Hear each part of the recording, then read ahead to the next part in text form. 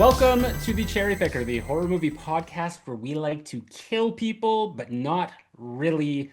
I'm your host, Zach Cherry. Joining me as always is, Tim McKay from Tim McKay Beauty. and today we are talking about Fear, released April 12th, 1996. This is our Patreon's choice episode. This particular film was nominated by Phil Woobold and won the majority of the votes. So here we are talking about Fear, which apparently, I guess, an alternate title was No Fear before they settled on Fear. Ah. There was another alternate title. So this is essentially um, the teenage version of Fatal Attraction. That was like a thing Hmm. that they were doing a lot in the 90s where they would take a lot of different movies, whether it was like horror or comedy or whatever, and like let's just make like the 90s teen version of it. Like you know how 10 Things I Hate About You is Shakespeare's Yeah. Taming of the Shrew. I love that theme in the 90s. Yeah. Cruel Intentions was a huge one. That was Dangerous Dangerous Liaisons. liaisons, and then Yes. another actually. I mean, I shouldn't say like what didn't win, but another nomination was Swim Fan. Although I think that that was more of the 2000s, but that was also a Fatal Attraction uh, Ah. riff, I guess, with like teenagers and swimming pools and I love stuff. that And movie. I've never seen Mhm. it. It is a fun thriller. Yeah, maybe at some point we will do that, or maybe it'll be nominated again. Who knows?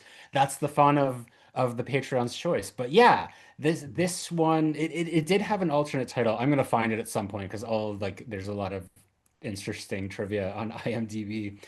But yeah, this was sort of the intention as to create a version of that where it would be teens playing the Glenn Close and Michael Douglas role, and that's what this movie is. And I don't know if there was like any sort of like post-production issues or anything because this was filmed in 1994 and it took, I guess, like Hmm. a year and a half, 2 years to actually get released. Interesting. I didn't know that. Yeah. Because I know, yeah, I know Reese Witherspoon was 19, but I think she's playing 16 in this movie. And I don't know how old She, Mark Wahlberg's playing, but I know that like yeah. kind of feeds into this relationship, this dynamic It's age imbalance. never it's never outright stated. All we know is that he doesn't go to high school. Hmm. And they're uh, Mark Wahlberg and Reese Witherspoon, I believe, are like 5 years apart in age. So if we just go by that, then yeah, they're he's I guess 21 perhaps.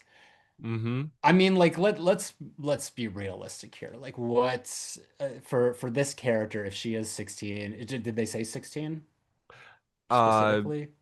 yeah, because she said, oh, actually, well, if it's filmed in 94, maybe not, because she said 10 years ago she says in No, she said in 86 80. She said in she was 85. 10. Yeah, Oh, then she was 10 years old or whatever. She's talking about a memory with her dad. She's like, yeah. I thought it was 86. And she was like, it was the summer of 86 or something like I that. thought she said 85. Maybe it was Well, maybe 86. maybe you're right. Either way, Yeah. so then I forgot what made me believe that, but I was like, oh, that was like so if she was 10 for that, now I can't remember my reasoning, but I remember thinking that it No, she added said up she to was six. 16. She said she was six in 1985. Okay. So add 9 years, that would make her 15, 16. So yeah, I guess we'll She's say she's around there. 16. Yeah. Yeah, 16. Hmm. Um, but luckily she's 19, because this movie does get like pretty intimate Yeah. in a few parts. There's some I guess like she actually said more recently some frustrations that she had with it that we can get into. But Yeah, please. I yeah, love to hear frustrations. well, why don't we like do the regular housekeeping first, and then Let's do it. we'll get into all the nitty-gritty of everything. But yeah, in terms of everything, like where am I going with this? Hi, what are we doing here today? Fear. If you have been listening to slash watching the Cherry Picker for some time, or even if you are brand new to the podcast, thank you for making the Cherry Picker your preferred horror movie podcast. We appreciate you for that very much. And if you'd like to give back a little bit, you can head over to Patreon at patreon.com/Zack Cherry. And with your support, what that will get you is, you get to join the live stream here as we record all these episodes. So if you're watching, you can see that there's the fun chat in there. Hi, Grant. Hi, Sarah, Craig, Amethyst. Just looking at the screen right now. So you get to join us and just chat about these movies and maybe push back on our opinions some or agree with us. It doesn't matter, whatever you want to do. We're ready for a good fight if there is one. But yeah, you also get to, as previously stated, nominate a movie that you would like us to cover every month and vote upon that. So I guess I mean this is the one. So starting next month, you'll get the opportunity to nominate the next one going forward. And what else do we got? There's other fun little perks. You get to do video chats with me if you're ghost-faced here. That's a fun one. I just had a whole slew of them, and Did you say early access? there is early access to, just like my regular YouTube videos. Well, Thank because I've you. already watched your ranking of the Scream films, and that was super fun, and that's not even on YouTube yet. Thank you. So that's Apparently, a huge perk. I loved it. I yeah. was watching it this morning, and I thought that the way you set it up, like you ranked each film for different categories, and I think that that was super fun, a different way of ranking the movies, and it really gave, I feel, a true ranking of the films at the end because you really broke it down. So I think that was really fun. Oh, well, I appreciate that. Thank you. Sorry, it feels like I'm stalling for time. I'm just trying to get the Patreon list out here. But it's funny you mentioned that because Sam also messaged me, and I guess that he was watching that this morning and forgot to sign into work. So I'm Ah. getting people in trouble left, right, and center with my content. But yeah, there is early access. There's also monthly reviews. You also get your name listed at the end of like all these podcast episodes and my YouTube videos. And there's also shout outs.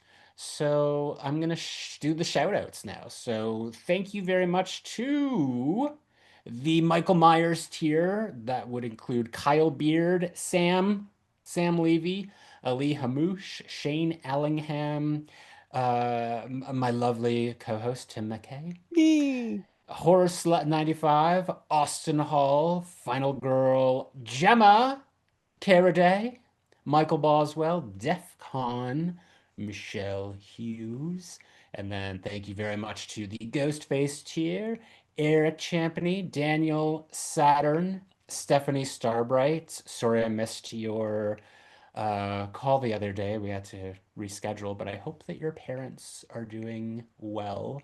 And Oh, it looks like Stephanie is in the chat tonight, so glad that she was able to make it. We got Baby Ghoul, we got Garrison Nichols, Craig Lynn, and Josh Burrow. So thank you very much to everybody.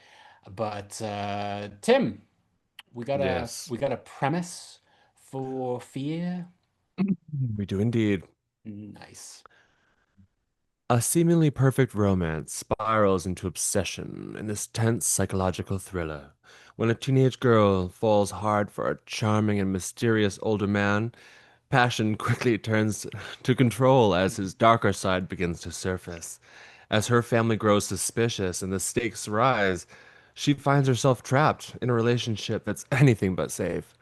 What started as a young love becomes a dangerous game of manipulation, jealousy, and escalating violence, where the only thing left to hold on to is fear. Fear itself. Fear. Yeah. Yeah, very good. Thank you. Do you know where this can be watched? Because I, in Canada, uh, I mean, like I had to rent it, and I think I rented it Yes, through Prime or something. It was like I did as well. 4.99 Canadian. Yeah. Yeah, Um, I think that was the only option. I'm sure that there's probably a like an oop Blu-ray out of production, maybe still in production. Who knows?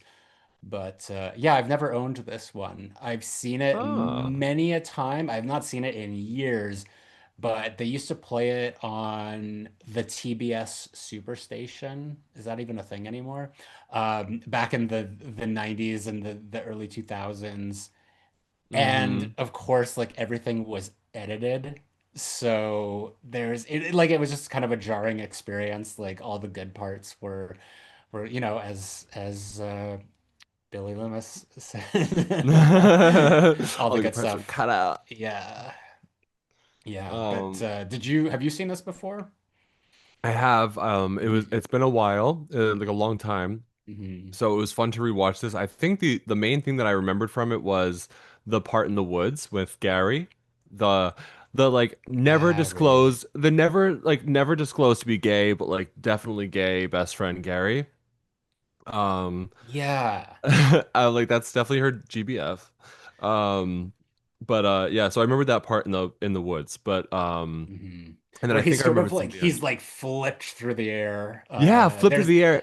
And then you think his neck is snapped, but then later on it said that he was like beaten to death. So I was like, oh, okay. It looked like he snapped his neck. Like it was a quick cut after that. Yeah. But who knows? Maybe there were things that were changed as they were going on. Because yeah, that was a thing. Like he was decidedly gay. And then I guess they decided it doesn't really make sense then, like that David would be so jealous of him, or at that point, if he knew Mm. that he was gay or whatever, that would have been something that was mentioned. So they probably took it out because they didn't want it to feel like a hate crime. But Right. the actor who plays David, you might not know because you're not as familiar with the Friday the 13th Mm-mm. franchise, but I looked this up. So the actor's name is Todd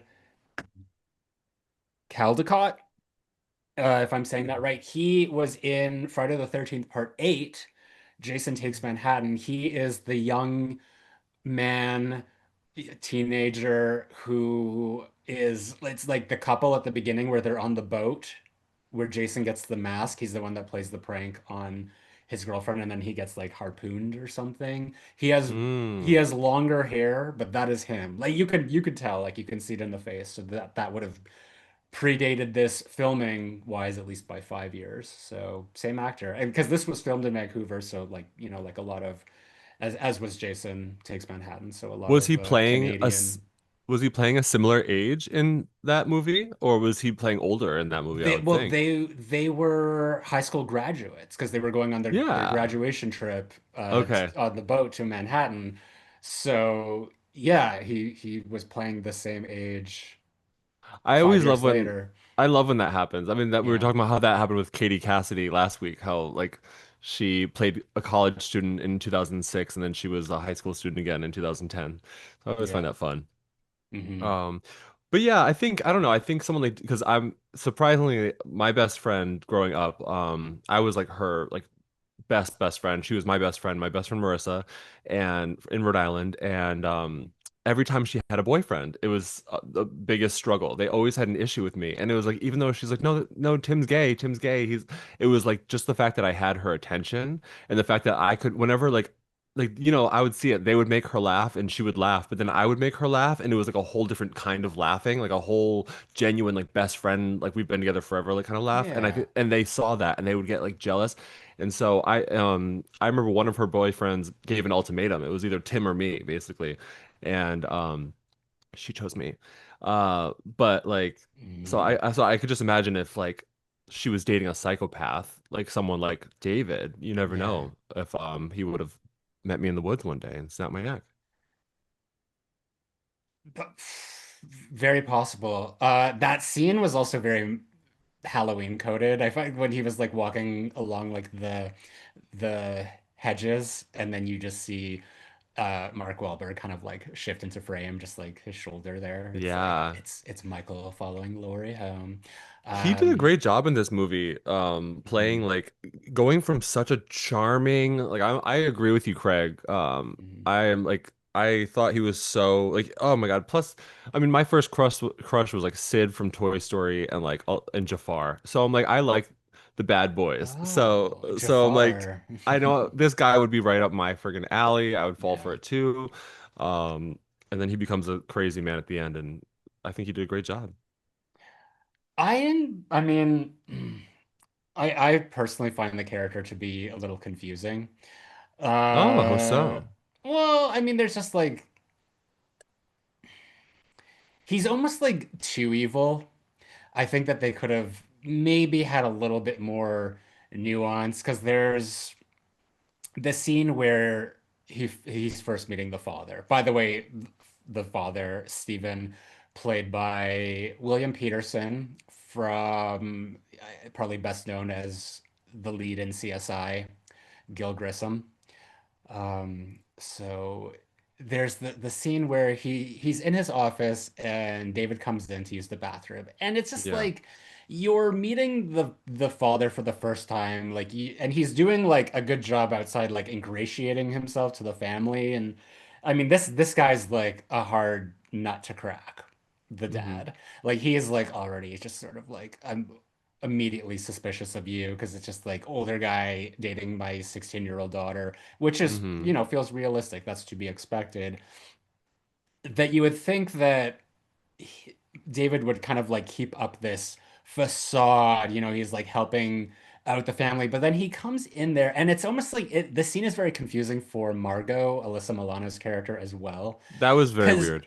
I feel like they're both being like these these mustache twirling villains in this moment because she's like bending over and sticking her ass in uh dad's face and Yeah. David's just like, yeah, you want a piece of that, don't you? I mean, like that's kind of like the subtext here, and he's just like really like, yeah, and it's like this guy's gonna go out with my daughter now. Like, I don't think so. Like I would expect him to be a little bit more subtle and still like work the charm, which I didn't think that he was all that charming, but like to like do his thing to have this work because David seemed like a smart person and he knew how to manipulate people. So it just seemed kind of weird, but I did love the moment where he's like yelling at Nicole. He's like, "Hey, grab me a Coke." And the dad sort of like looks at him like it's this very emphatic reaction that I love because he didn't say please. It was just like a very like aggressive, demanding, like, "Get me a Coke, will ya?" Yeah. Something like that. And it's like, no, I love that because that's like those are like those little micro clues that you can see like, oh, this guy's kind of a piece of shit and I don't want him to, you know, have anything to do with my daughter. That I liked, but like he's in there and he's just like, yeah, like Mr. What was their last name? Walker, Yeah, he's I like think. Mr. Walker.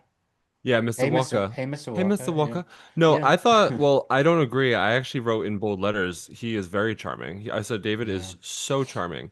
I would have fallen for it immediately. Like, I mean, I know we jumped ahead a lot, so we're already like Yeah. a third of the way in, but from when we first meet him, like basically at the club, like I love that Alyssa Milano Margot. She's like the bad girl best friend. There's proof of this Yeah. throughout the entire movie. Nicole is the good girl, the blonde haired, blue-eyed good girl, and Hmm. Nicole is her like trashy slut best friend. And I don't really think that. I just think that that's like what she's playing. That's like her Yeah. 90s stereotype that she's Margot. playing. Margot's the Yes, trash one. exactly. Yeah. And like it's even and I say that because like later on when we talk about abuse, she's just like, well, sometimes that's just how men have to, get their like their rage across. It's just normal. You have to ignore it. Yeah. So like that's just kind of like how she was raised, you can tell. Probably didn't have the same loving family as Nicole.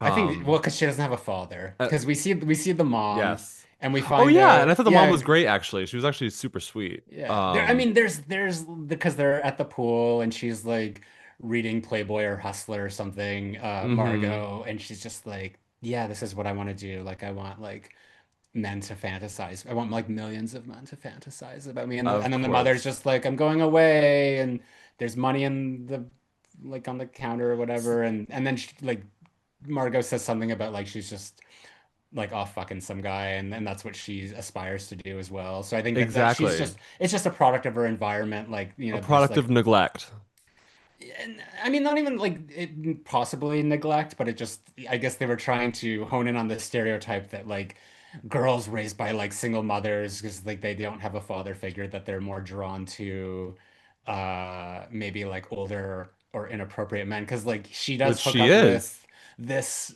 but like because Margot hooks up with that like David's greasy friend. I don't even remember Hmm. his name. And she flirts with Nicole's dad. So like no, she definitely Yeah, like gets off on older men's attention. Like that's what yeah, I think her kink is. And I think the scene that you're referencing, I don't even think there was anything because that goes nowhere. Like she never flirts with the dad again. Like it's not like a movie like Poison Ivy where she's trying to seduce the dad.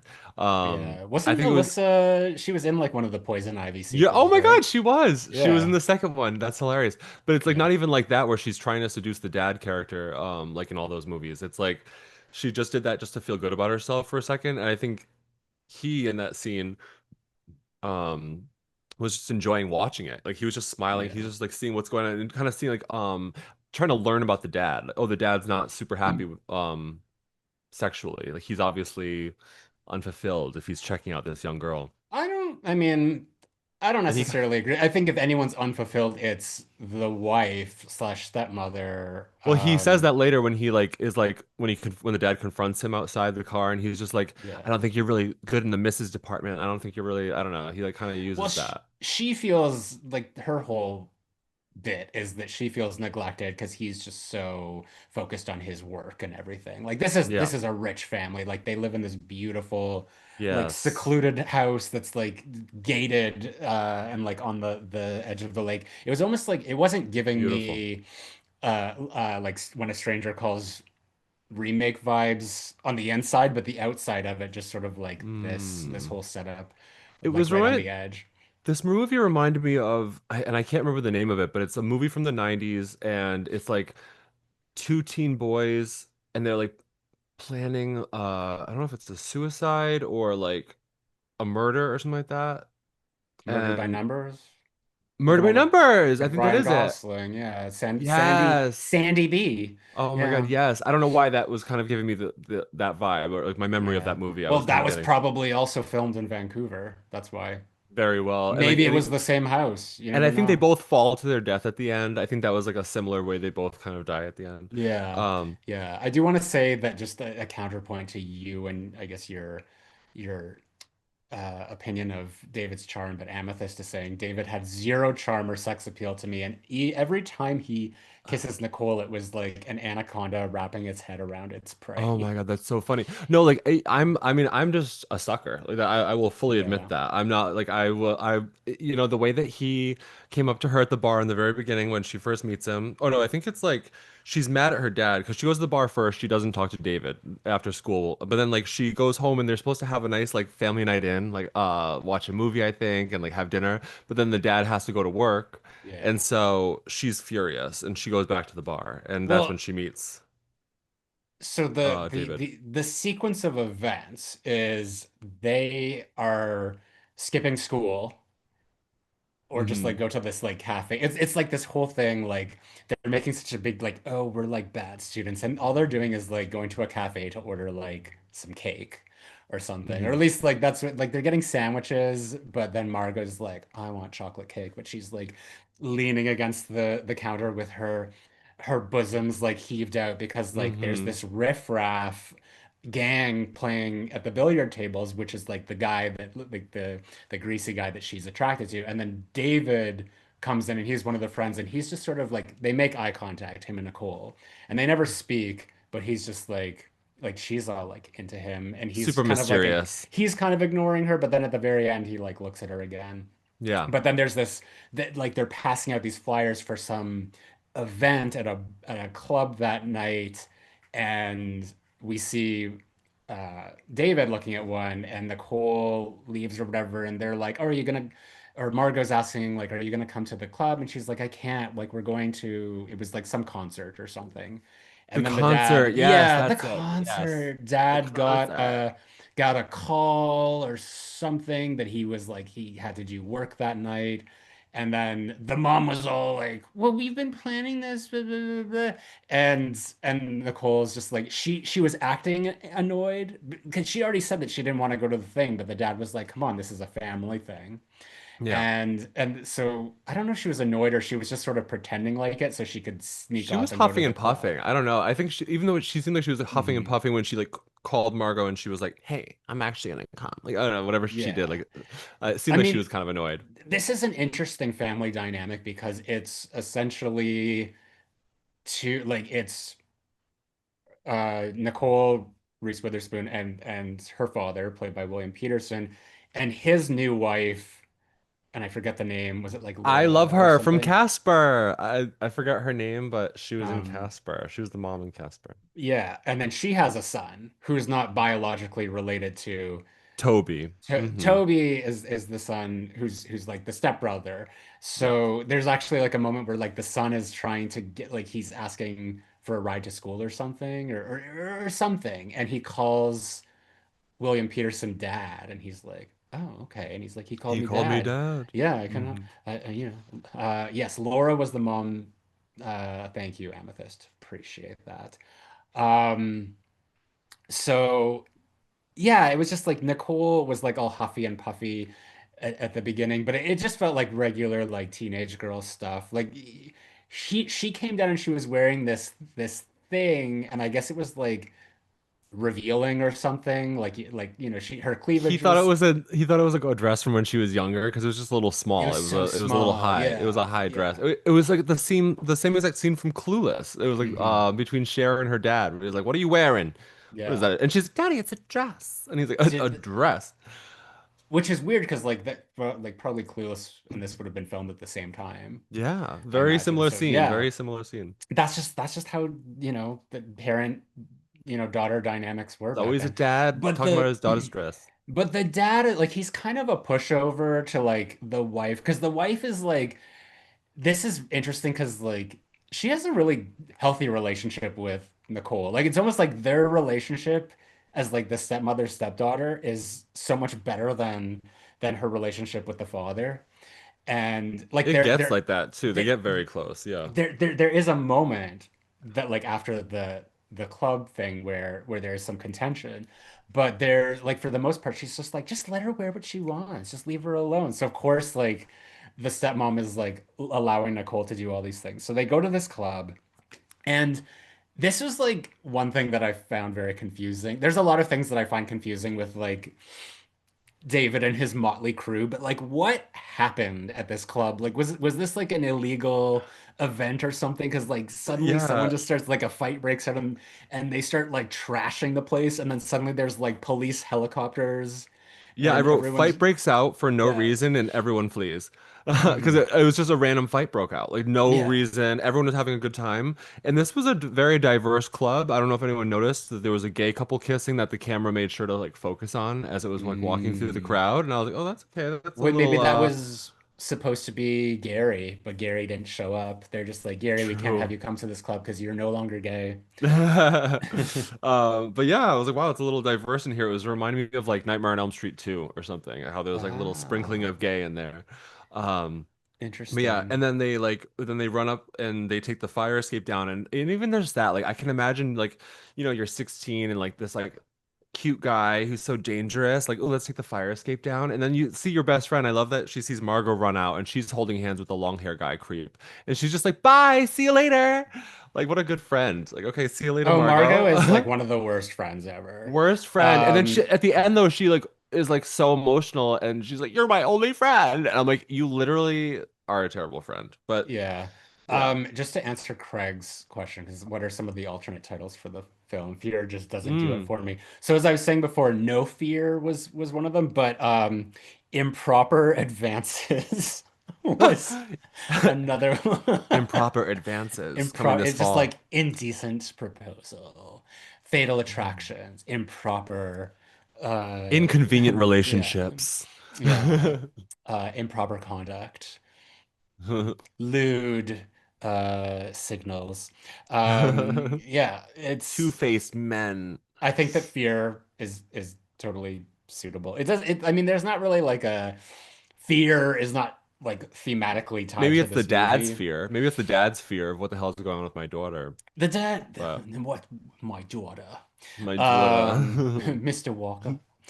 Um, yeah, I guess so. Like the father is kind of because he's sometimes like presented as like the point of view character, but I think it sort of like vacillates between him and Nicole.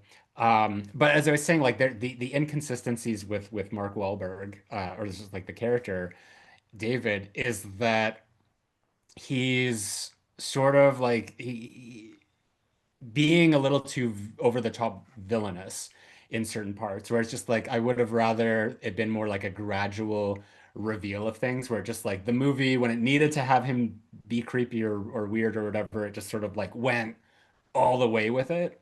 And like the first time that she breaks up with him, he's like really mopey and pouty about it, which that all felt very realistic. That felt like, okay, that's like something he's going to do, and he's going to try to Do you behave and mean like get her do you mean back. later when like when he beats Gary up for the first time? The When he first kicks time he Gary? beats the non-fatal beating up of Gary, Okay, yes. that he's because he's sort of just like laying in bed listening to Bush and getting all like mopey because it's like my girlfriend dumped me and whatever, and there's like clearly this like growing obsession with her. But then there's like the moments like when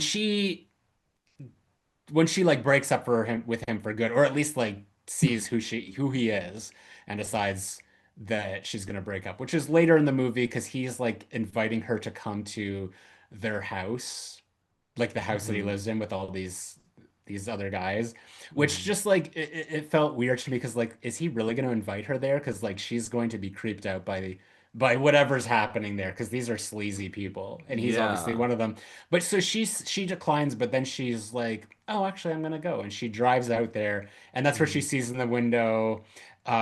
Margot's like smoking crack with her boyfriend, and then that's when David comes over and he like essentially like he forces her to Yeah. have And sex this is with it way like she later in the movie though. Yeah. this is way later in the movie, so this is like where Nicole just sees like, oh, this guy sucks, Yeah. and my friend sucks, and like and all these other things, but like so he like he like sexually assaults Margot, and Nicole is watching all this through the window, but it's just like if David was like, is who is he? Is he like someone who's like obsessed with Nicole?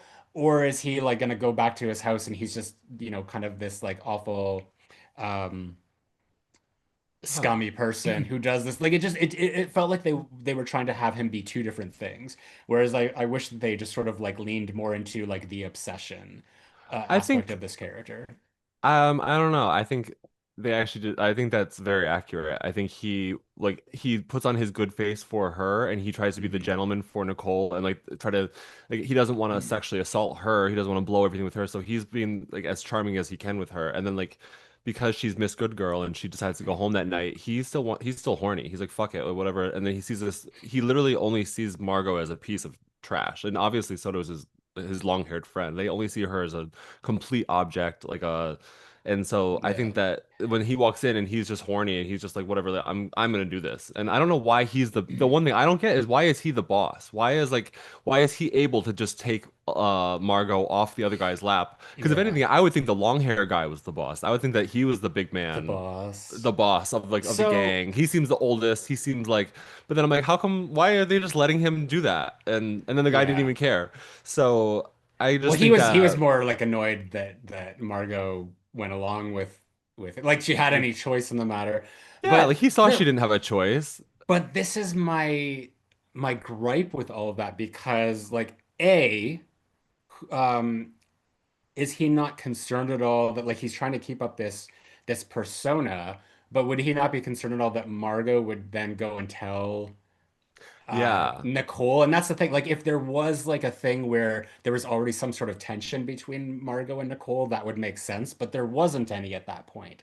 So it's just like if her friend, like maybe he was just that confident in himself that it's just like whatever Margot says to Nicole is not gonna matter. But he did the same thing with the father, I guess, as well, because Yeah, he after would he lie his way out he of it. he pounded his chest and then got her to think that the dad did that. So Yeah. yeah, I think I mean like you have a point, but I still feel like there's an inconsistency to this character that just feels a little uneven in terms of like the writing and the presentation. But then also that brings me to the other point of like who are these people? Because they're talking about like it's sort of like are they criminals? Do they go out and do like nefarious things at night? Because there was the time where when the parents were out of town and Nicole called him and he was in the car and he's just like, well, I'm actually doing some things with some guys tonight, but I'll come over after. But it looked like they were on their way to like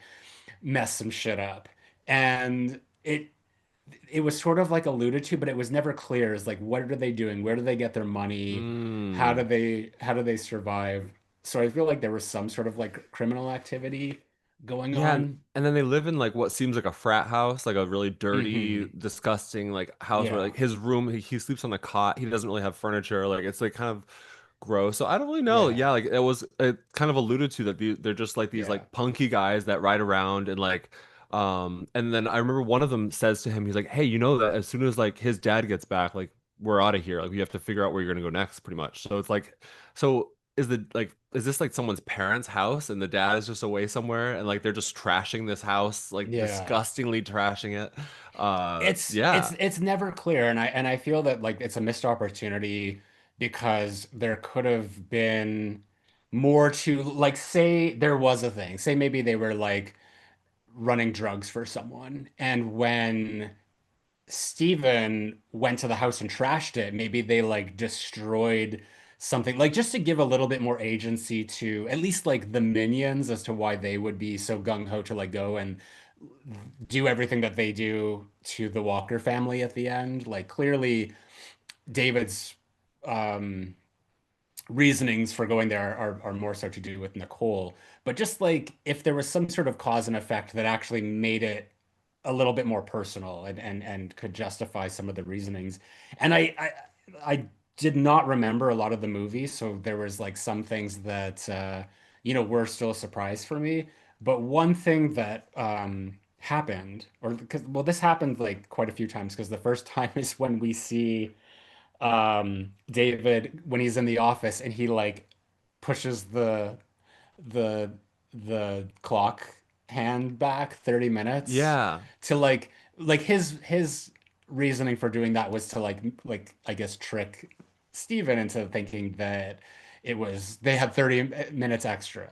Because this was the Well, 90s. I guess nobody had their phones or whatever. Well, that's what I thought too, but I mean, I thought it was in relation to like her coming home at a certain time, but it was Yeah. like, but he was messing up like his deadline, like to get his Yeah. deadline messed up, and it worked apparently. Like he got like, and he had to go back What to Vancouver because of it. Yeah, it was sort of this like accidental thing. Okay, so just for more clarity for, if people are haven't seen the movie or are trying to remember, their first date, so like the this nightclub thing where they escape for this raid by the police, Mm-hmm. Nicole and David are kind of hanging out and she's like, I have to go home. And he takes her watch and he like turns it back like an hour or 30 minutes, I don't know what it is. And he's like, your watch broke. Like it's Yeah. like that's all it is. And she's like, oh, okay, that's a great idea. And then we see her go back home and this then because the dad's out of town on business or whatever, because that's why he had to miss the concert. The mom or the stepmom has been waiting up and she's pissed off and she's like, I love it. my watch broke. Like how was I to know that the watch broke? I And thought she played it off great. I thought she literally was yeah. believable. I'd be like, I believe you. I'd be like, no, I It's actually just fully believe you. things that would never happen in like modern times. I know. I But know, like, right, you're relying strictly on your watch, and she's yeah. like, I'm not looking at it like Yeah. constantly. I'm like, But true. that was a thing that because the stepmom was just like, and wash that makeup off. You look like a slut. And that was the only time that they really had like any sort of bad blood against them. Well, But in the when oh well, no, go ahead. I was just gonna say, first of all, she didn't even have that much makeup on, which is funny. No. Two, um, it's in the beginning of the movie, like the stepmom is a lot more like angry with the dad because she's like, you just let her becomes the cool parent. Like Yeah. as the movie goes on, like she, like you're saying that she lets her do pretty much whatever she wants. Is the time? It's almost like after this fight, she's like Miss Cool Mom after that. But Yeah. like, yeah, up until Doing this her point, makeup for her, covering up the black eye yeah, and all and that then like stuff. letting David. This is much later, but letting him come back over and go in the pool with them and push her in the pool, and that was the most psychotic scene of the whole movie. But yeah, so Yeah. going back to what you were saying. Yeah, so we've already seen that this is his MO, just like turning back the clock hands to Hmm. buy extra time. So when he's in the office and like, Steven is distracted by Alyssa Milano and all Hmm. that. And he, like the dad, like Steven gets a call or whatever. And what is he? He's like, Nicole's curfew is 12 o'clock, not 12:05. And he's like, Hmm. understood, Mr. Walker. And then he turns around and is like on the phone, and David just goes and like, like on the one clock, turns it back. And I like was howling at that because it was just like the fact that it's like this is all the guy does. It's all he has to do. And it's like these people have no other clocks in their house that this is the only one that's going to be affected. It was reminding me of 101 Dalmatians, like the cartoon when Hmm. Pongo was like moving the clock up to like it's like it's time for a walk because he wanted to go out there when the other dog, the dog lady was there at the same time in the park. But sorry, obscure Disney references, perhaps. But Oh yeah, I don't remember.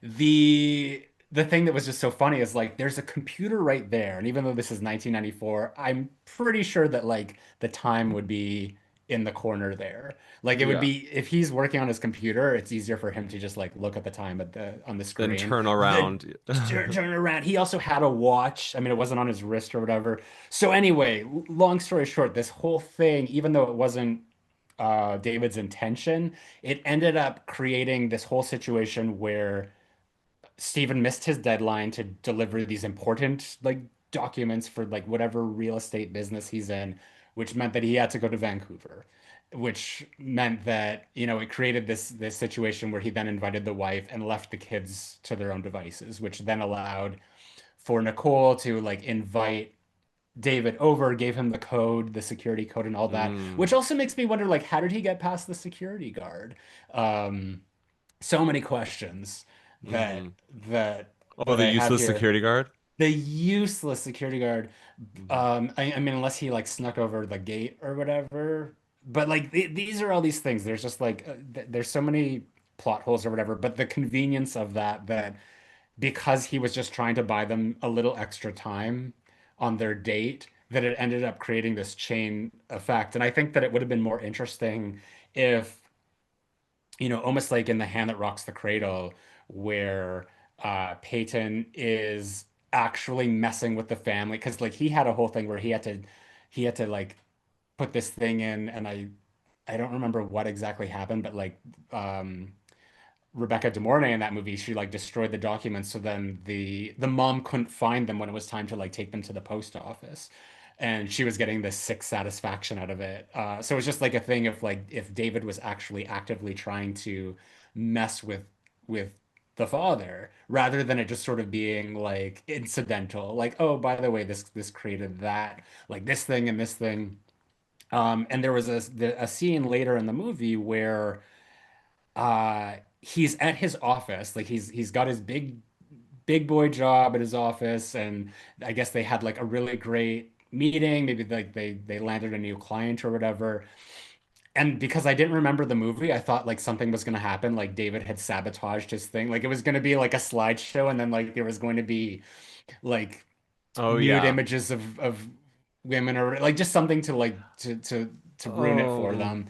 But that never happened. Like I guess they landed the thing, but then he went down into the parking garage, and his car was destroyed, and with a note saying, "Now I've popped both your cherries," yeah. and which I guess was like. caused him to like be like, I gotta. He went to the friend. He's like, give me your car. I need to go somewhere. Get a ride with this person. Yep. So because David Yeah. destroys his car, he goes back, destroys David's house, and because the Hmm. house gets destroyed, that's why the friends want to go and Yeah. attack the dad's house as Yeah. payback. So I get like David's only motive is obviously Nicole, but like he gets his friends because they're angry about their house being destroyed. Yeah. So yeah, but I see what you mean. Like I feel like that was like a happy like coincidence that his like clock plan worked as opposed to Hmm. like it being like a guaranteed like I'm gonna do this and it's gonna set him back. He's gonna get in trouble and he's gonna have to go back to Vancouver. Like I definitely think that that was like a lucky coincidence, like you said. Yeah, absolutely. I just want to read some comments here. Kyle Martin McKinney. I feel like the 90s was all about vague gang danger. LOL. I think of this and the episode of Seventh Heaven, where I think Mary's friend was in a gang and they were all in the suburbs. Did you ever watch Seventh Heaven? No, I There's watched a few like little episodes here and there, but not really. No, I never really watched. Like I'd seen them too, but it's just like there's a lot of things on like TikTok and Instagram that are just sort of like making fun of it. Like that Yeah, Rob Anderson guy yeah, was like really funny. He he's does funny those with like it. Yeah. those I guess like explaining episodes of Seventh Heaven in like these short like 3 minute clips. Hmm. And I know there was one where like Simon, like the young son, like I don't know if he joined a gang, but it was some sort of thing. And the mom, who's also the mom from Chucky. By the way, there was a Mm. Chucky reference in this movie, but the mom from Chucky, she like confronted these teenage, like they're not even teenagers, they're like 12 years old, but this gang that her son was part of, and she's like, I brought 7 children into this world. I'm not afraid to take one out as like as a threat to this kid. So yeah, that's very true, Kyle. The 90s gangs were very vague for sure. And Craig is saying, David is scary. What would you do if you were in the father's shoes? I think that I think I would probably do everything the father did. I don't think he was even stern enough. I feel like Hmm. Nicole talks back to him like I would never be able to talk back to my father the way Nicole talks to her dad in this movie. Yeah. Like so many times she's like, "It's my body, dad. I'm gonna wear what I want." I'm like, "You're 16. No, you'll Yeah. actually wear what I fucking tell you to wear. Like you're actually Yeah. not gonna wear that out to school because you're 16 years old." Like I don't like that she just gets away with so many things. Like so Well, I kind of agreed with the mom at first. Like it wasn't just that. Like I mean that's what she wants to wear, sure, whatever. But like throughout the movie, she does it so many times. She's like, okay, whatever, dad. Like, and she like yells back, and he just accepts it and like walks out defeated so many times. And I hate that because my dad would have never allowed that. Never. I mean, you're also male. So I feel that like with like teenage girls, there's probably a different kind of Maybe. dynamic. No, I feel that. I feel that like I just parents like are a respect is certain respect, and I feel like he doesn't. I called him a no, cuck. I'm that's like, you don't even mind being respected then, because your daughter is literally disrespecting you, and you don't even care. He's just like, okay, sad dad. I'm like, no, you yeah. need to be a man and go and say, you're not talking to me like that. You're not seeing this guy again. Yeah. Well, I don't know. I mean like I guess I'm just gonna be such a champion for William Peterson in this movie. But like he like look at the situation. Like I guess the mom has passed away. I think they might allude to that or they might say it at some point. But like Hmm. it's just been the two of them. So I mean like that's up until like recently of just like because they make it clear that this is a new situation, like the new wife with Laura. So it's just sort of been like him and Nicole on their own for a while. So I think that there's probably, you know, a closeness there that, probably explains why he is so, so much like a pushover with like a lot of the things that she does and gets away with. But there gets to a certain point in the movie where he does kind of blow up at her, and when he finds the condom wrapper, and I thought it was interesting that he didn't like show it just like what is this? Because Yeah, he didn't. that would have made the whole situation like very clear. But I was thinking about it as I was watching it, and it was almost like he could see like the psychology there because she was like crying and she was upset and like it seemed like the direction that she was more so leaning in is like I don't ever want to speak to this guy again. He was an awful boyfriend. But then as soon as the dad started getting angry, it was almost like this reverse psychology where she was like, Yeah. "Well, you know what? I don't know if I'm gonna like see David again or not. I might, but like that only happened as soon as he started getting stern with her. And I think that he clocked that and he realized like, okay, I need to step back a little bit here because like if I want to keep them apart, I need to be, I guess, more nonchalant about it. Um, so that's why like I feel that he makes sense to me, but you know, in terms of like everything that he did and all that, I don't know, I just feel like he's very Scorpio coded, the dad. Mm, So I like him for that. that's cool. I wonder what David Um, is. um, I would think that he's probably like a Sag, It's a Sag, yeah. or I don't know. But he's deeply like deeply wants like he's a narcissist for sure. Like he's Yeah. that deeply like I don't know. He'll love bomb and love bomb and love bomb. Hmm. And I forgot to say this earlier, but like even when he first meets her and he just says and like why aren't you dancing? And she's like, well, why aren't you dancing? And he says, because nobody's asked me. Like I like Yeah. loved it. I was like, oh my God, I'd be so in love with him. I don't know why. I'm like, oh my God, that's so charming. He's just like such a Yeah. doofy guy. And but like I'm like he's also talking to a 16-year-old girl and he knows Yeah. that. Um Where if you got like finger banged on a roller coaster, on you'd a be roller coaster. And in. oh my God, so yes, I'm glad you brought that up because I love the song Wild Horses by the Yeah. Cranberries that plays. And that was The also Sundays. from the Sundays. Sorry, yes, Yeah, the yeah, Sundays. And that song was in Buffy, the prom yeah, episode. yeah. So good. Yeah, so I just No, loved seeing that. it's a good cover of a Rolling Stones song. But yeah, that's the scene that so apparently, and this is something that Reese came out about 3 years ago now, that that wasn't scripted. I don't know what the scene originally was. Maybe they were just making out on the roller coaster. But on the day, they're just like, well, he's gonna finger you. And you know, like, she was Mm. like 19 at the time, so I guess like if that was legal, but she didn't really have a say in it. They just sort of like, you know, thrust that upon her at the very last second and no body double, just her up there. So I guess like that was probably like an experience that like she probably hates this movie because of that and like remembers it specifically for having to do this. But I think it was one of those situations that like, you know, informed a lot of like who she was or just like how she navigated her career moving forward. But it's just it's interesting because like that is like when people think about fear, they probably always think about that scene. It's just like, oh, Yeah. the movie where like Mark Wahlberg finger bangs Reese Witherspoon on a roller coaster. Yes, yes. Yeah. And in my memory, I thought it was the wheel. What is that called? The Ferris Ferris wheel? wheel, I yeah. thought it was a Ferris wheel, but I Hmm. actually liked that it was on the roller coaster better because it's like such a metaphor. Like it's like, of course, she's like having her first orgasm Yeah. as they're on this like roller coaster going through it. But Amethyst is saying, Fear is on cable. Mark Wahlberg is fingering me. Seed of Chucky in a different timeline. Or like Reese Witherspoon just like, oh, Fear. Um, Grant Dempsey. I feel like this is the kind of situation that an actual conversation probably would have solved. Dad never really tries that, skips over it from passive aggressive dad to possessive action hero dad. Yeah, yeah, that's such a 90s trope too. yeah. Mm. I and a 90s trope that I found too was like this theme of like perverting and like deflowering like Hmm. that's what I felt when he first like when she first gives him the code to her house and he goes in there and she's sleeping and he's like going through her stuff and like he finds like her bracelet that says daddy's girl and like there's this Hmm. weird icky vibe. It's definitely like this perversion. It was almost like that was popular a lot in like the 90s, like that movie Crush. Granted, that's like about a young girl that's like coming onto a teacher, but She is the predator, yeah. yeah, yeah, exactly. But like there was a lot of like that like ooh, sleeping with the underage girl and like I don't know, like Yeah. deflowering the young innocent girl and like and it's kind of like her character in Cruel Intentions. She's also a virgin. But Hmm.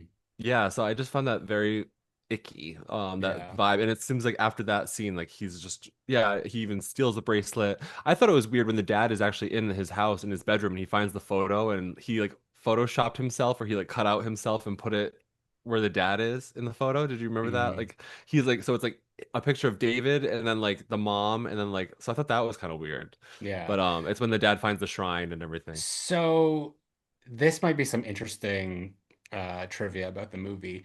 Initially, the storyline, or I guess where they started, was much darker and more interesting. Really? So what the backstory was, there was like a whole thing with David where he was like a child of rape, and his mother was like it was this whole thing where like she was assaulted when she was a teenager, and the perpetrator like ended up getting away with it. Like there was no charges pressed or anything. And I guess like the mother, like she might have like committed suicide or something. And like I don't know what happened. The David character would have like just been left in this like life of destitute or like foster care or something. Hmm. So then when he was old enough, it was almost like he wanted to find this man and take revenge on him. And then it would have been the William Peterson character, but he now was like had a family, he had a daughter sort of thing. So then like his way of getting revenge was to, you know, form a relationship with the daughter and sort of like get back at him Mm. that way. But the thing that's so sick about that is that would technically make them half siblings. Yeah. So he would have like had this relationship with his half sibling in order to like get back into like this guy's life and mess it up. Which I don't know. I'd kind of be interested in that movie. Like that feels very Scream to me in a Yeah. way. Like there's something like Billy Loomis, Roman Bridger about that. Oh my God, imagine if Robin started dating Sydney Yeah, before well, I she mean, found like out. originally in Scream 3, because when Angelina was the accomplice, the whole idea was like he was sleeping with her because they were like partners in crime and lovers, and it was like she plays you in the movie. It's almost like I get to sleep with you. Isn't that sick? Yeah, like there's so Oh. but I mean, like in this case, like he'd actually be sleeping with his half sister. And I guess like probably like that's the thing. The 90s were wild, but they were never that wild. Like I think that there was like at a certain point, like studios would be like, okay, pump the brakes. Yeah. Let's re-examine this. A We don't little want to have too these like taboo. yeah, stories like that. So th that's probably the reason why they sort of changed it and they made it more of like this obsession based thing. Um, and I think they could have had both. I think they could have had it where like that was the story, but he was like obsessed with the his sister as well. Yeah. To that point, like I don't know, like that's just it's so interesting to me. It is. I mean, I Yeah, would have been down for it because we yeah, really don't know much about David or his life or like what happened afterwards. Like, did he hmm have parents that were like looking for him once he died? yeah, So we really don't know much about it. yeah, But I do find it funny that after he punches his chest like that 100 times, hmm we see him tattoo himself, Nicole Forever, on But his chest. Forever For Eva, for Eva. Yeah, Nicole for Nicole for Eva. Eva. Yeah, yeah. And there's no bruise on his chest anymore. Yeah. Um, Well, he should, if he was smart and like knew how to do makeup, he could have just like, done that or called you or something, exactly. been like, can you make it look like I've got a bruise? Yeah, it doesn't have to Yeah. actually punch his chest 100 times. But I was glad when the dad did that time. I loved when he was like, "Oh, this will just take a minute. Let's just go around the corner." Let's That just I go was around the actually proud. corner. I Yeah, was yeah. proud of the dad in that moment. I was like, "Good. There's the dad stepping up and being a hmm tough guy." But then he let Mark say all those things to him. And Mark is like, I can't remember anything that he said about it, but he was just like, "Oh, you're just mad because I got you doing it right on my finger." Like, I don't know what he's saying, but hmm he's like basically like, Yeah. and your wife doesn't like you anymore, and this and this. He's like, I know why you're mad. So hmm I would have beat the crap out of him in that moment. I actually thought Yeah. the dad held restraint in that moment, but hmm yeah, Yeah. And nuts. we know that he's fit because we see him running at the beginning of the movie. Yeah, no, Yeah. he's a fit man. He's a good Yeah. guy. But I feel like it's crazy. This is when David just keeps coming back. He finds her at school, and then he also finds her at the mall in the bathroom, and it kind hmm of attacks her there. So So that's after I guess like the turning point of after she sees, what he's really like with the whole Margot oh situation. yeah, and Yeah. let's actually say that like talk about that for a second because like she saw what happened. So I don't really know. Was she more mad at Margot because Margot didn't come to her like upset about it and wasn't like, "Oh my God, I can't believe this happened." Then she was trying to play it off like nothing really happened. And she's like, "See, Margot, you act like nothing, like it's no big deal and like nothing." Is that why she was really mad? Because I'm like, wouldn't she have felt bad that her friend clearly was like fucked up and like clearly Yeah. smoking crack and like then lifted up by her hair and like on the show? So I think that it's like, there's probably two layers to it. Like on one hand, it's just like, who are you as a person? Like you're kind of trash. you're You're such you're trash you're for a you're high you're school girl. smoke you're smoking crack. You're like hooking up with this dude. Um, but I think it more so has to do with the fact, like, I don't know how much time passed that she just showed up at the house. But that's the thing. If I knew that a friend knew something, and that would have like a direct effect on how I perceived another person, Yeah. I would hope that that friend would tell me right away. And if I knew that they didn't, and then like days went by or whatever, who knows how much time, but they like showed up at my house and was just like, "Hey, what's going on? How come you're not talking to me anymore?" or whatever. Yeah, Um, true. so I mean, like the fact that she did say like, you've been kind of distant lately, that does, I guess, explain that they've probably been, a few days have gone by, that Okay. she's probably been like, dismissive of her at school or whatever. So I think that, yeah, Margot had ample time to just say like, "Oh my God, you wouldn't believe what happened to me last night," and didn't. So that's probably why she's pissed off. Because she allows these things, and I think that that probably Hmm. pissed off Nicole too, because when she even says Hmm. like, um, not what she says, but she's just like, guys just have to do that stuff, basically, when she like defends guys being abusive. Um, Yeah. Well, that was when it was just abusive to Gary. yeah, yeah, Well, yeah. I mean, he did like hit her by accident in the throes of it that gave her the black eye. But I don't think she was as upset about that because she didn't realize that she had a black eye until after she got home. So I think that she was more so upset that he was just like beating the shit out of poor Gary. And like, and to such a degree Yeah. too, like a nonstop, like I can't imagine being kicked that many times. Yeah. Um, but And Margot, well, sorry, what?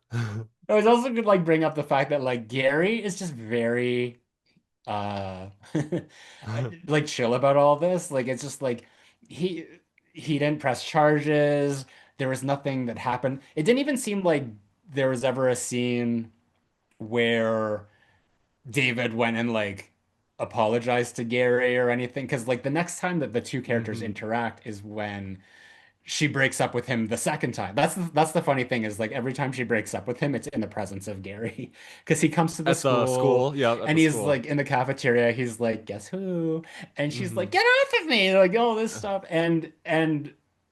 but Gary's just like, "Oh, speak of the devil." But he seems to be pretty chill because it's like here comes your boyfriend, and it's just like, "Oh, here comes that guy who beat the shit out of me." Who And kicked like the life out like of me? broke my ribs, possibly Yeah. like send me to the hospital, and then Burst like my nothing spleen. nothing happened. Like that's the thing. It's like things that are happening in this movie would probably like warrant some sort of action that would then make sure that the rest of the movie didn't happen. Like if this kid got so badly beaten on the front of the school property that there would be an investigation. There would be some sort of thing, and there would be a restraining order. Like the dad would know, like the parents would know about it because it would be like the school would be involved, the police would be involved. Like there would have to be some sort of level of something. So like that just tells me that Gary went home badly beaten, didn't say anything to his parents, and they were Oh just yeah. like, okay, cool. Like, he's just like, did people beat you up because you're gay?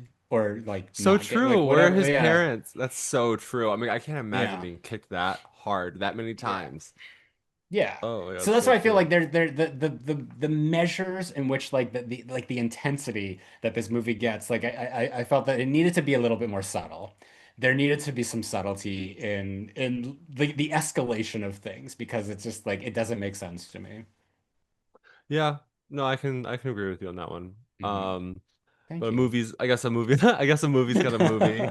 I Movie's just got and a I couldn't stand Alyssa Milano in the beginning of this movie. hmm But I did think that her acting like really was cranked up like when from that scene on, really, when she's like, "You're my Yeah. only friend," like I feel like from that moment on, like she was like Yeah. really acting very, very well, and like the whole, I thought it would have actually been so much more powerful if David killed her, like when he drives her off the road. I thought that that would have Yeah. been better if he actually just murdered her, like he could have like taken her out, threatened her like he did, and then actually just killed her. I think that would have been more powerful because it makes it kind of confusing. Is it true? Did you read this in any of the trivia that like alternately they were using her as bait to go back at the end to like lure like to get them into the house or Hmm. whatever, or to like because you know how she just shows up at the end, like there's a knock at the door, the doorbell rings, and so we think it's David and his friends because we just saw them coming when they decide to Yeah. attack the family house, but then it's just Margot and she's just there crying and she comes to tell Nicole about Gary being Yeah. murdered. So I I thought I mean, remember hearing that it was like alternately they had told her to go down, but that wouldn't really make sense because she wasn't in the car with them. So I don't yeah. know. No, Yeah. she just happened to get there before them. And again, it's just like it brings up all these questions. Like all these people are going through the security gate. He's letting Oh them yeah. in. Do you think that like is that not a thing that like the security guard would be like, Nicole's friend Margot is here. Can I let her through? And like, yeah, that's fine, or whatever the situation Yeah, is. wouldn't we notify But you? yeah, So yeah. true. But you bring up a really good point in a sense that like that might have been interesting. Like that, because I agree with you. I think that there was a lot more stakes with Margot as a character than Gary. Gary was just sort of there, like he was a prop. Mm-hmm. That it's just like we're told that they're friends and we see them hanging out, but it's just like I don't feel like any sort of like connection between Nicole and Gary other than like, they sit together at lunch and et cetera and so forth. Whereas like, yeah, everything with Margot felt more like that would raise the stakes or just sort of like create more of a situation that would upset the characters of the movie. So I agree with you. I Yep. think that he should have killed Margot, especially after that moment of like, you're my only friend, or at the very least, since we've seen that there's sort of like this control that they have over Margot, that it could have been a thing where they're just like, you're gonna do this for us, Yeah. and like sent her in as sort of like the buffer or just like just the bait to get lower lower their guard so then the Yeah. rest of them can attack. Or took her as a hostage Mhm. situation and kind Yeah, of like held a gun to her head and said like open the door, we're gonna shoot her in the head or something like that. because Margot just sort of like she just becomes useless like as Oh, soon as like whiny, she's just like, crying, oh my screaming. God, what are Yeah, you when gonna they're banging on the do? windows and Yeah, she's just like I'm like, you're literally she not helping a thing. she can't handle it. If this was a horror movie, like a true proper horror movie, not a thriller, she would be like just taken out just by the sheer fact that she can't even, she Yeah. can't do anything to save herself. She No does defense. like she does end up, I guess, like using the keys to unlock the dad's handcuffs. Because she's like knocked out and then she comes to and she just gets the keys and Does she? I thought get the son did that. no, so the son went down to the car to call the police on the phone, and then he runs over the one gang Yeah. member. Yeah. Yes. Terry, I think his Um, name is. Tabby. So yeah, everyone's sort of being useful in this fight. They're all kind of stepping up and pulling their weight. I think the most terrifying thing of the whole movie, and the one thing that I remember, because when it came up, I'm like that we saw that they had a dog. I'm like, oh, they're gonna kill that dog. I think I Oh distinctly yeah. remember them killing the dog. I didn't remember that it was as gruesome as like they decapitated the dog and Yeah, like like what do they even do that with? Like they bring I don't a saw with know. them? They must have done They that with a must have saw. had something, but like the way that it's just like the head popped into the window because it like the dog didn't look dead. Like he had his tongue sticking out. It's just because he was blowing the whistle. I thought all that was like really clever because like they'd established the dog and the whistle like way earlier on. So when that happened, and then they just like push the dog through the head, and it's just oh my God, that is gross. I think it's good for a Yeah. horror movie. I think it's silly that these guys, this group of guys, like they're pissed off because their house was kicked and destroyed. The dad like broke everything. So I understand that they're like, Hmm. you know what? Let's go and fuck up his house. Hmm. Let's go fuck up his house too. I totally let's get on board. But then like if you're gonna kill his dog, I'm like, are they like, let's rip his head off? Like, let's take Yeah. this saw and like rip the dog's head off. I mean, that's a little extreme. I feel like that's Yeah. just a little too like evil, like Yeah. for these guys. But I mean, who knows? I'm not in a gang. I don't know what gangs do. So maybe gangs cut dog's head off, you know? What even is this gang again? But yeah, it's because two of them sort of like, when things get rough, they're just like, we're getting out of here. This isn't worth it. Because the one guy who's trying to get in because he gets the drill, the mom, she's the one that takes the drill Yes, and like does Laura. it into her to the hand, and he runs off, and I think the other guy goes with him. So the only ones that are left behind are Terry, David, and then the greasy guy who was dating Margot. And Mm-hmm. he's upstairs and he's, trying to have his way with Nicole. And that's when David comes up and shoots him in the head, Yeah. for just like, that's my girl.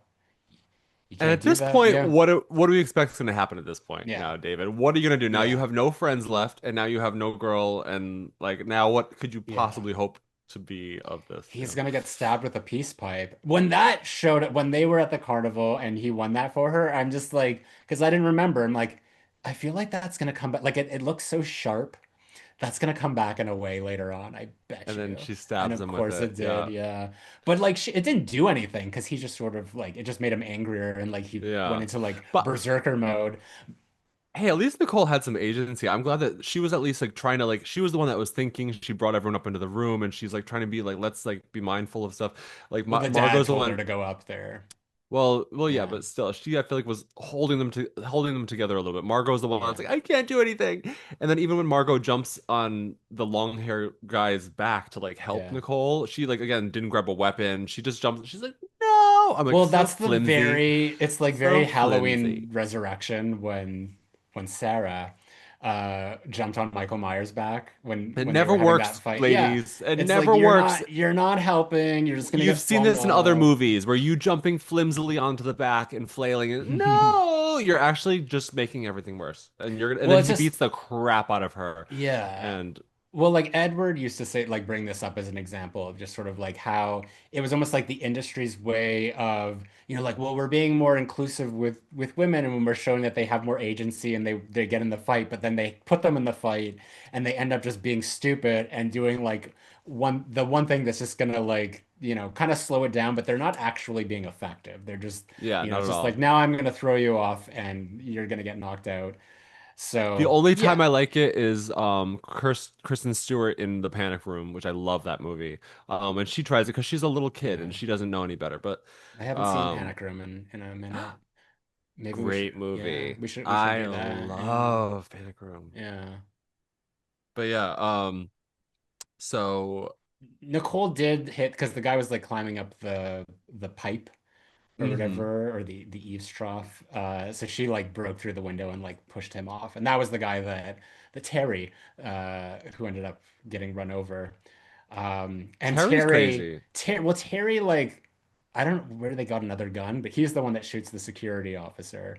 Yeah, he shoots the Um, security off and then he shoots at the poor little kid when he's like getting in the car. He's like Oh, shooting they at the had kid. these people like they did not care at all. There was no Yeah. consequences to like it's just like we're just gonna do whatever we do and Yeah. things are What is gonna the happen the way plan that here, they happen. guys? What is the There is plan? no plan. There is no plan. No. So the line that like I guess it's like the most popular line of the movie through the peephole where he's like, "Let me in the fucking house." Yeah. That apparently was going to be cut. Like it was more of just sort of like an outtake or like like a gag reel, or maybe he just did it to be silly or whatever. Yeah. But they ended up leaving it in the movie because they liked it, and it turned out to be, such a iconic, Infamous. iconic, infamous moment. Yeah. Yes. Mhm. Iconically infamous. And that's Um, also one of the ones that like when you watch it on cable TV, it's edited. That I don't know what they had him saying, but they might have just even muted it. But it was one of those things where it's just like, oh, that's weird. He obviously said a bad word, but we didn't hear it. Like this is oh like the yeah. same network that when they would air um the usual suspects and they had like the lineup and they had to repeat the line and they would all just everything that they said was like, give me the keys, you fuzzy sock sucker. Oh my God. They come up with whatever. Yeah, Just make it sound better. And like yeah. I'm always like, do they hire just a voice actor that sounds similar to the real actor to record all those like other words, or does the real actor have to record all those I words don't know. I they for when it airs probably, on TV? yeah, no, they probably get like a different actor. I remember I think it was like Die Hard 2 at the end because he says Yippee-ki-yay, Mr. Falcon. Um, Amethyst is saying they took the security guard's gun. I think they did take the security guard's gun after, but the security guard was holding them at gunpoint because that's when Steven came up, all like, tough guy now, and he like Oh yeah, smacked the greasy guy, and then like took David. He like punched him right in the punch them face, and I think both. yeah. So it was like this short-lived victory. Very short-lived victory. It was like Yeah, a haha moment, gotcha. And then they kidnap the dad, yeah, kidnap the mom. Um, yeah, yeah, but I did like it. I always love a good like third act showdown climax. yeah. No, And it of definitely. course, I was gonna say, of course, the dad prevailed at the end. He was able to luckily not get shot in the head, um, Yeah. which that was a little maybe plot armor, but hey, it worked out. I mean, it was she was manipulating him to like not do that. Yes, Like she was like holding him off as long as possible. Like that's something that I like that I think everybody with to a lesser extent Margot, but like everybody in the family like kind of participated or was able to do something. they were And even though great. The little kid, the yeah, mom. yeah. I mean the little kid, I mean like it's just because it's like a kid actor and I don't know that he's like a professional working kid actor that it felt a little silly with him. But the fact that everyone kind of like did something and Yeah, you didn't have these characters just sort of like yeah because Margot. well Mhm. but she got the keys. Someone said there was the mom, but I'm pretty sure it was Margot. I think it was the mom too that unlocks the Yeah, dad's hands. I think Margot was completely useless. I think she gets beaten up and then she just lays there and she's like, "Whoa." maybe, maybe. I don't know. But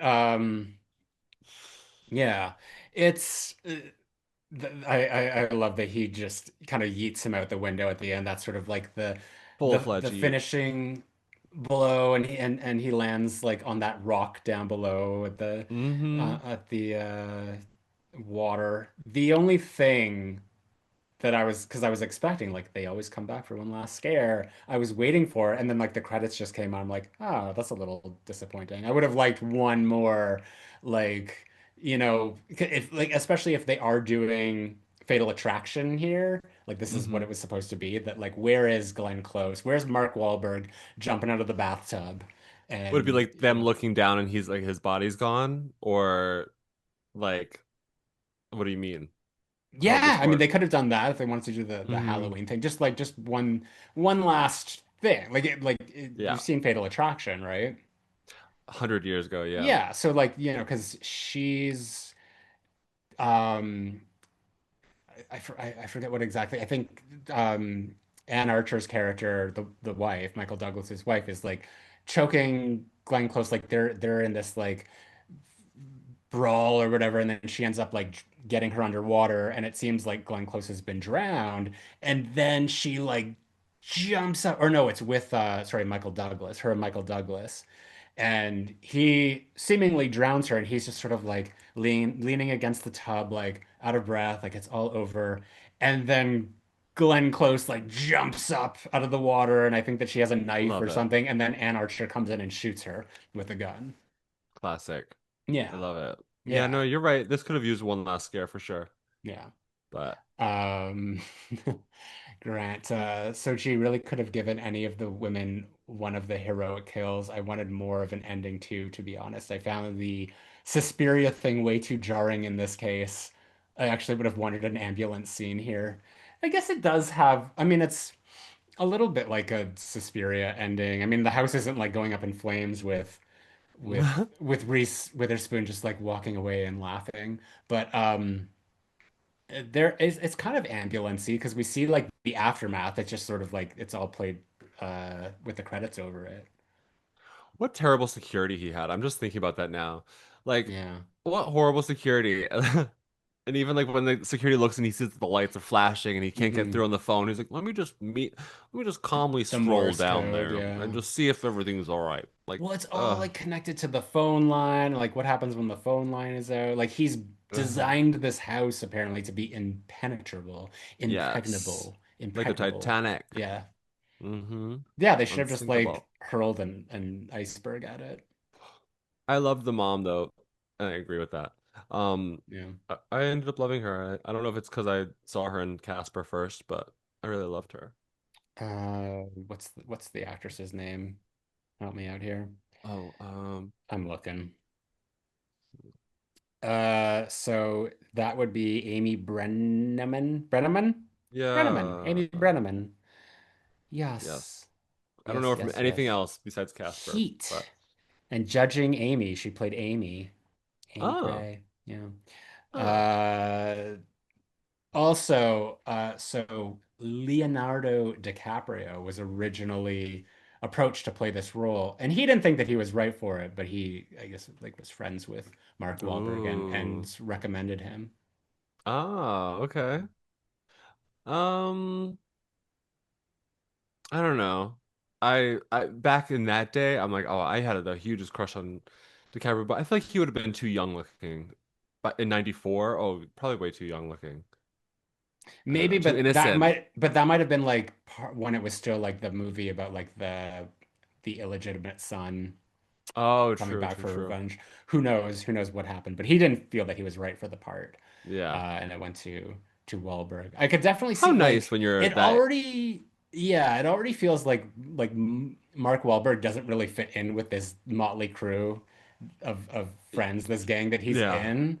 So I could just imagine like Leonardo DiCaprio, and especially being like the leader of this gang. Like they would have to like Yeah. find much younger people as well and just sort of like make them, look like bad kids, but not like the level at which like this guy who's like smoking crack and he's Yeah, always he has like pointing at he looked like a Hell's Nicole. Angel, like he looked like a Hell's Angel. Hmm. And then like Mark Wahlberg is just like some Boston like ne guy next door. Like like why is he Yeah. the leader of the gang? And like Yeah. and No, he I looks like Mark remember Wahlberg. Like it's but like that's the thing. was there something to do with the dog? That was that something to do with their business? Because like you know how we had the dog on his lap in the car and they're like we have to go do something. But then like I'm pretty sure when they're at the house and like one They of had a some dog guy on their lap. well he had a dog on his lap in the car when he's like talking to Nicole and he's like, "Oh, I have to go do something." Not their dog, not like the family's dog. No, not the family's dog. Yeah. No, it's like his own dog, his group of friends' dog.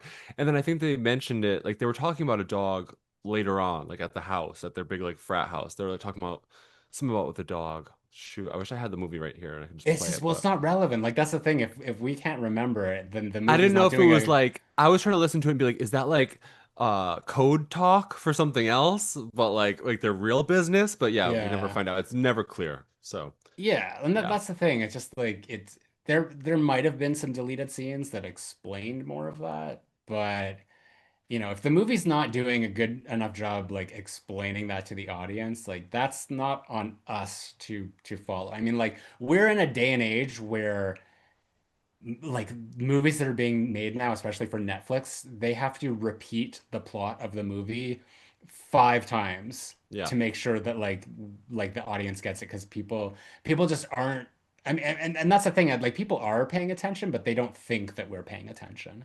Yeah. And in a case like this is a movie where like, okay, you can give us a little bit. You do need to give us something, but not the nothing that I feel like this movie does. So there should have definitely been a little bit more explanation. And I feel like that's the thing. If like there was more if, like fuckery, if like when Steven went to like mess up their house, that he actually affected their business rather than just be like, oh, he messed up our house. And like your house is a piece of shit as it is. Like what I like know. Could it you even looks the tell? same. It looks Yeah. the same. Also, You really couldn't tell. there's a Chucky that he had a Chucky doll or something on the mantle Oh, where I didn't like even his notice. little shrine to Nicole was. It was right there. It was like, Yeah. pretty Oh, obvious, but yeah, that's I, awesome. I, I liked that.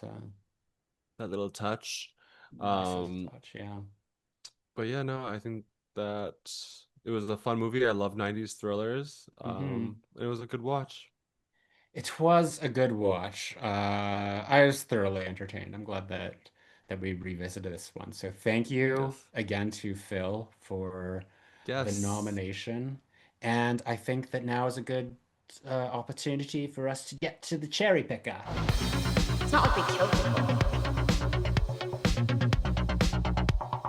on purpose. So we need a cherry on top. Any ideas? I know who I want. I would say it's between, for me, Laura or Margot. Laura or Margot? I But I thought think you didn't like Margot though. I mean, I liked her at the end. Like I liked her like acting abilities and that range that she came into. But I think Laura was Yeah. like more of my favorite character. Laura, just because I liked the mom, like I liked her progression in Yeah. this film. I mean, I guess You're like I'm probably on an island of my own here, gonna but say the dad. because yeah, I don't think like no one's No, really he was like, great. I love the dad too. I thought yeah. he was great. I mean, he steps into his role and he becomes a great dad at It's the just end. And it's not even the fact that he was great. It's just like he's so watchable. Like I was just like I don't watch this mm, movie and just feel connected to Nicole or like her story because like we said like it's called Fear because it's emblematic of the father's fear. yes, So I just feel that like he is the point of view character here. I think that like most of the conflict, at least most of the interesting conflict, came from him. Because like all like the high school drama, like there's just so much melodrama between like the characters, like just with their relationship and like, oh well, like I don't know if it's gonna work out or not. Like that wasn't what was keeping me invested. It was like everything that was going on with the father and how he perceived David, like from the very beginning, just how he clocked him. And like that shot where he comes home. And I love this here. And this is why I can't choose the mom as a cherry on top because she knows how Stephen feels about David at this point. And he's she hasn't even like informed him that like okay now they're back together and not only that but he's like canoodling with them like at their house they're in the swimming pool he's oh, we getting forgot to talk about very that. yeah Yes. he's getting very handsy with the mom too and it's just like to me and the mom's just like well I mean it better that we know that they're back together rather than her sneaking off behind your back and it's like well why didn't you tell him like these people have cell phones I mean it is the 90s but like They have at they least car phones. they have car phones. Like she could have Yeah. just been like, just so you know, Yeah. David's here, or at least That was for very weird yeah, that for she did not. or even like for the mom to just be like David, like because she knows that like the whole condom thing. It's just like I'm glad that you guys are back together. Like let's before you come over, let's talk to the father or whatever. So she seemed very irresponsible. I think that like she was even though she was like loosey goosey and all that and like just trying to be like the good mom, I can't vote for her as like a cherry on top in good conscience because of like that irresponsibility. And that just made the father angrier. It justified all of his rage. So I don't know. My opinion is Yeah, no, I think you William sold it. Peterson, yeah. I think you sold it. Because I forgot about that scene. I meant to bring it up earlier. Because that was very weird, especially because like he pushes her in the pool, and I find that that's such a weird thing. Like I would never Yeah. grab someone's mother and push a mom into a pool. Like I just think that that's so disrespectful and just so strange that like I mean, you're lucky that you're even there at the house. It's bizarre that you were allowed even at this Yeah. house, and like everyone's treating you like nothing ever happened, and like you're gonna Yeah. push the mom in the pool.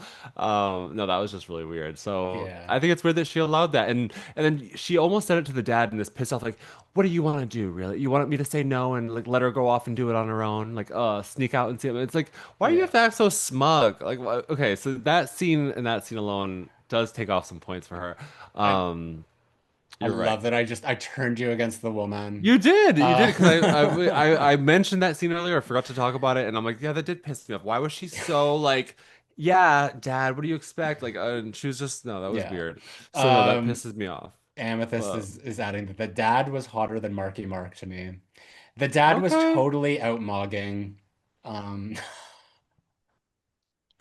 Marky Mark. Um, so yes, it is Stephen Walker.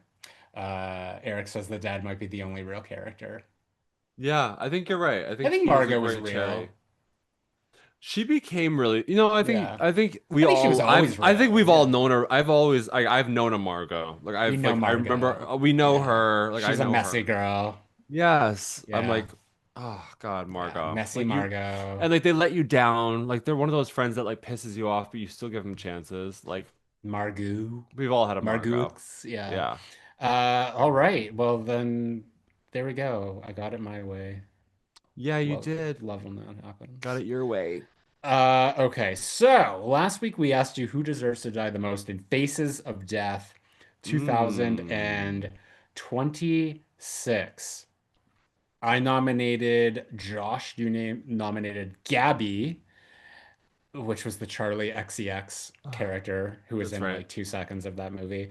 Uh, Across Patreon, Instagram, and YouTube, the final tally was 79 for Josh versus 105 for Gabby. really? Yeah, I was surprised by that too. Oh, The wow. the funny thing is that it was the YouTube poll because like the Patreon and the Instagram ones were favoring Josh or not favoring him. I like the more votes landed on Josh. So the YouTube one is where you prevailed. Wow.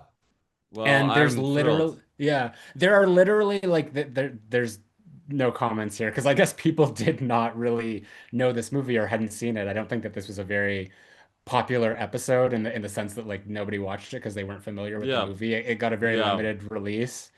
So there are no justifications, but we did get a comment from Prince Davidson who said, "Thank you, Zach, for reading my comment." Well, you're That's amazing. welcome.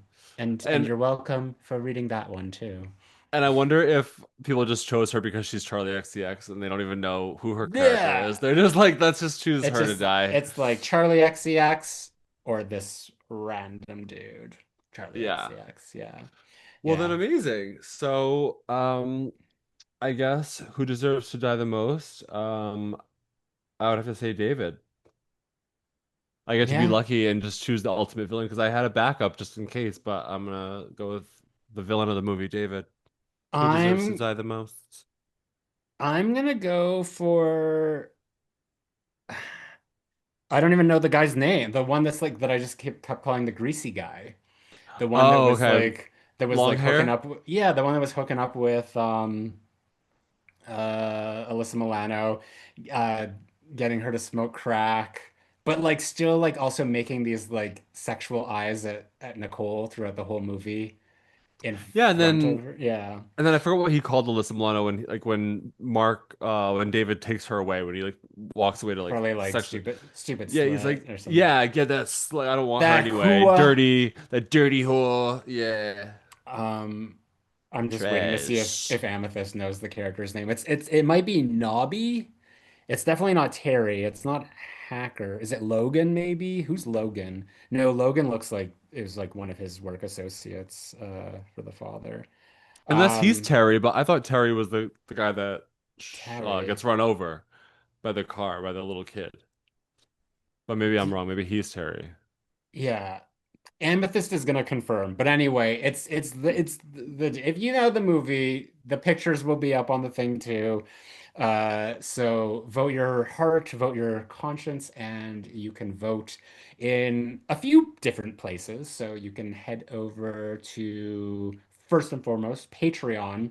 Even if you're not supporting, you can be a free member and the votes are open to everybody publicly. So throw an extra vote there. You can also, be a free member and at any time in the future you can upgrade so you can join us for the live streams or, get your nomination for the Patreon's choice at the end of every month. Head over to Instagram and follow us at the Cherry Picker Pod. You can vote there. And YouTube.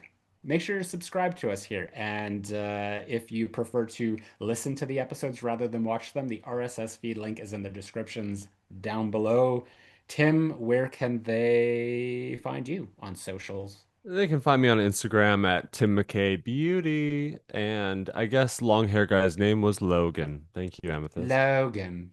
Logan. It Logan. reminds me of X-Men, like Jean Grey, like Logan, Logan. Logan. Yeah. Yeah. Yeah. Tim McKay Beauty, you say? Tim McKay Beauty, I say. Tim McKay Beauty. Oh, I guess Nobby's the one who talks to David while David's brooding early on. There's just so many of them. Like Mm, it's just like who are all these people? They're this gang, this yeah. vague 90s gang. They don't even Uh go here.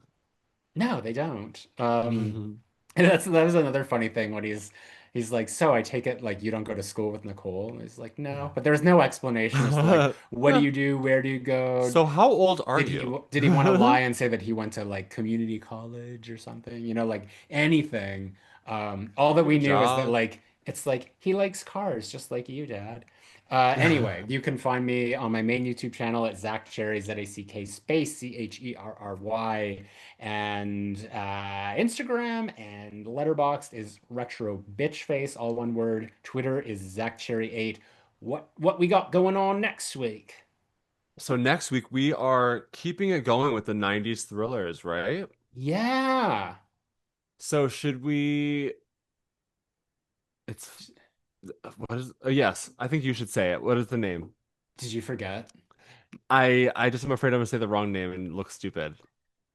That's totally fair. Does it start with an F and end with Adel? No. Attract No, see, I mean Fatal Attraction. Fatal Attraction is the movie that this was See? a riff I on. can't Okay, yeah. so yeah, so I think you need to say it because I can't remember which one We it is. are going, I mean, similar because it's got the same actor in it. We're going to be talking about Basic Instinct, There we go. you know, Basic like Instinct. sh Yes. your mother was no I love Sharon these Stone. 90s thrillers. They kind of merge and The they the killer, crisscross my mind. yeah, the But killer could have yes, totally been female. Basic Instinct. Hello, that was a nice pick. Not exactly whatever Randy says. love So it. yes, But very yes, I'm excited very because I have 90s. Yeah. not I don't think I've ever seen it. So that's why Oh I'm like, wow. Yeah. yeah, if I have it, I was like a kid watching it behind my parents' couch, like secretly. Yeah. But yeah, so I'm Yeah. excited. Another Pulverhoven as Amethyst Frost Papa saying. Hoban. Pulverhoven. Yeah, it's just love his movies. They're so salacious and raunchy. I mean, Showgirls, for instance. But yeah, anyway, that is what's going on next week. Thank you very much, everyone, for watching, for listening, and we will be right back.